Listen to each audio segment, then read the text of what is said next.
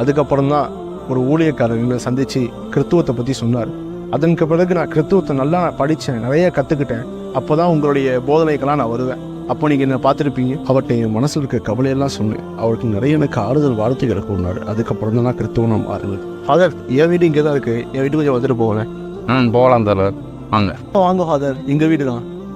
பரவாயில்ல தோழர், நான் வெளியே நின்று ஜப்பான் பண்ணிட்டு போயிடுறேன். இல்லை ஒரு கிளாஸ் தண்ணி வச்சு குடிச்சிருப்போம். ஃபாதர். இல்லை தோழர், நான் தண்ணி குடிச்சிட்டு தான் வந்தேன்.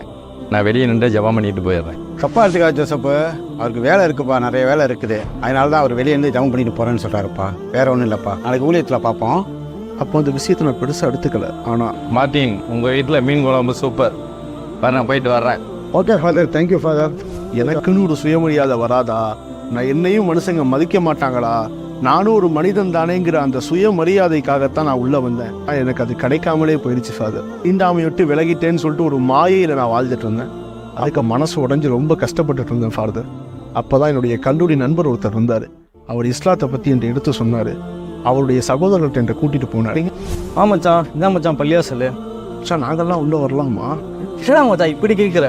இவ்வளோ கவலையாக தான் இருக்கு மச்சான். இல்லை, நாங்கள் தாழ்ந்த ஜாதி, அது மாதிரி. இந்த பள்ளியாசலுக்குள்ள நீ வரலாம், நான் வரலாம், யார் வேணா வரலாம். நான் ஒன்று கேட்குறேன், குரான் வந்து எங்கே இறக்கப்பட்டுச்சு? அரபிக் கண்ட்ரியில் தான் இறக்கப்பட்டுச்சு.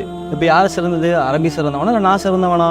அப்போ அரபு நாடு தானே சிறந்தவா இருப்பாங்க, ஏன்னா அவங்க கண்ட்ரியில் தானே குரான் இறங்குச்சு. இதுதான் இல்லை, அரபியை விட அரபி அல்லாதவன் சிறந்தவன் இல்லை, அரபி அல்லாதவனோட அரபி சிறந்தவன் இல்லை, வெள்ளையனோட கருப்பனும் சிறந்தவன் இல்லை, கருப்பனை விட வெள்ளையவனும் சிறந்தவன் இல்லை.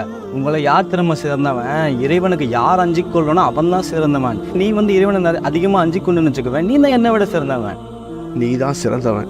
இந்த வார்த்தை போதும் என்னை விட்டு தீண்டாம விலக. என்ன அவங்க ஆற தழுவி அவங்க இஸ்லாமிய மார்க்கத்தை சொன்னாங்க. அப்போதான் பெரியார் சொன்னது உண்மைன்னு நான் புரிஞ்சுக்கிட்டேன். ஒரு 5 மணிக்கு இஸ்லாத்தை ஏற்றால் 5 ஒன்றிற்கு தீண்டாமை அவருடைய கேட்கப்படும்.